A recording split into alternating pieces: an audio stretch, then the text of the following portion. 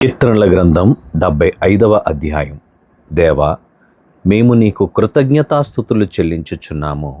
నీవు సమీపముగా ఉన్నావని కృతజ్ఞతాస్తుతులు చెల్లించుచున్నాము. నరులు నీ ఆశ్చర్య కార్యములను వివరించుదురు.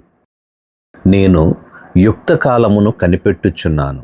నేనే న్యాయమును బట్టి తీర్పు తీర్చుచున్నాను. భూమియు దాని నివాసులందరూ లయమొగునప్పుడు నేనే దాని స్తంభములను నిలుపుదును. అహంకారులై ఉండకుడని అహంకారులకు నేను ఆజ్ఞ ఇచ్చుచున్నాను. కొమ్ము ఎత్తకుడి, ఎత్తుగా కొమ్ము ఎత్తకుడి, పొగరుబట్టిన మాటలాడకుడి అని భక్తిహీనులకు నేను ఆజ్ఞ ఇచ్చుచున్నాను. తూర్పు నుండి అయినను, పడమటి నుండి అయినను, అరణ్యము నుండి అయినను హెచ్చు కలుగదు. దేవుడే తీర్పు తీర్చువాడు.